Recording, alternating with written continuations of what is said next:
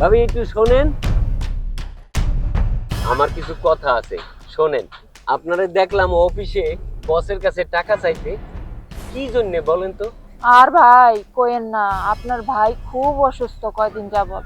Doctor বলছে অনেক টাকা লাগবে তার সুস্থ করতে গেলে।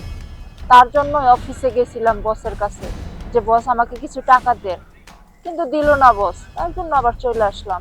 আপনি কোটিপতি হইয়া আপনি মানুষের কাছে টাকা চাবেন কেন? ধর্মিয়া, আপনি কি বলতেছেন এইসব? আমি কোটিপতি, আমার কাছে টাকা থাকলে কি আমি বসের কাছে যেতাম টাকার জন্য? আরে ভাবি, আপনার কোটি টাকার সম্পদ থাকতে কারো কাছে চাওয়া লাগবে না, যাওয়া লাগবে না। ভাবি, আপনি শুধু আমার সাথে 1 ঘন্টা সময় দেবেন, আমি প্রতি ঘন্টায় আপনাকে 10,000 করে দেবো।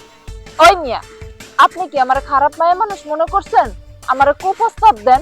আমি কি খারাপ মায়া মানুষ যে 1 ঘন্টার জন্য আপনার 10,000 টাকা নিতে যাবো? আরে আপনি শুধু 1 ঘন্টা সময় দিবেন, আপনার দরকার হয় আমি 20,000 লয়ে দেবো। আমার ভালো ভালো ক্লায়েন্ট আছে।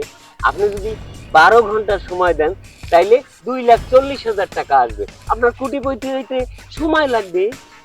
না, আমার দরকার নাই টাকার, আপনি থাকেন, আমি যাই। আপনি শুধু আমার কথাটা ভাইবে দেখেন, আমি এই শহরের বড় দালাল। আমার এই কার্ডটা আপনি রাখেন, যদি মন চায় একবার আমারে ফোন দিয়েন, আমি আপনার কাছে পৌঁছায় যাবো। আমি আপনারে কোটিপতি বানায় দেবো। এরকম কত মানুষের কোটিপতি বানায় দিছি। 1 কোটি হোক আর 10 কোটি হোক, অবৈধ টাকা আমার লাগবো না। আমার স্বামীর চিকিৎসা করাইতে হইব, এটা কেমনে করাইতে হইব আমি করামু। থু মিয়া, আপনার অবৈধ টাকার প্রতি থু।